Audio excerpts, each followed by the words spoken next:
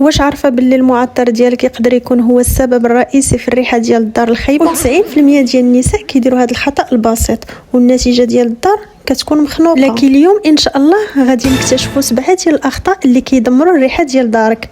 اجيو نكتشفوهم جميعا. والسلام عليكم واهلا وسهلا بكم. نتمنى تكونوا كاملين بخير وبصحه جيده وبنفسيه مرتاحه.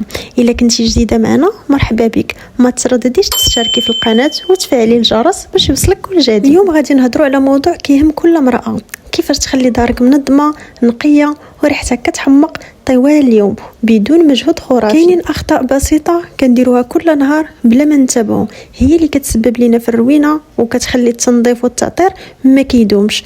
قبل ما نبداو كتبي لي في التعليقات شنو هو العطر او المعطر المفضل عندك في الدار، والا كنتم مستعدين يلا هو باش نبداو. والخطا الاول، ما رشوش المعطر فوق الفوضى.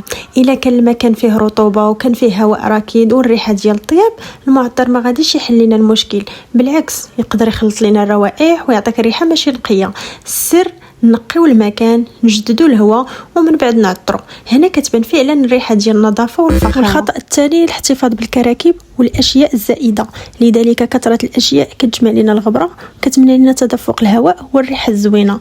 لذلك خاصنا نتخلصوا من اي حاجه ما كتعطيش قيمه للبيت ديالنا. هادشي كيسهل علينا التنظيف والتهويه. والخطا الثالث هو اهمال تهويه البيت قبل التعطير. حبس الهواء في الدار كيدير الخنقه والرطوبه. العاده الصحيحه هي فتح السراج من مده ديال 15 دقيقه كل صباح باش يتجدد لنا الهواء، ومن بعد عاد نستخدموا البخور او المعطر باش يثبت في الهواء النقي. الخطا الرابع هو اهمال تنظيف وتعطير الانسجه بحال الزرابي، الستائر، السدادر.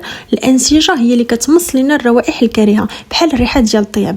الحل هو رشو الزرابي ديالنا والخديات بخلطه جافه فيها بيكربونات صوديوم وقطرات زيت عطري، نخليوها واحد 20 دقيقه ونشطبوها. الوصفه راه ديجا انا مشاركاها معكم، غنخليها لكم في صندوق الوصف باش اللي ما شافاش يدخل يشوف. والخطا الخامس اهمال النقاط الساخنه وتجاهل مدخل الدار. مدخل الدار والخزانات الاحذيه هما اول بلاصه كتشوفها العين وكيشمها النيف. خصي غير دقيقه لمسح طاوله المدخل، نرتبوا الاحذيه، نحطوا اكياس معطره داخل الخزانه.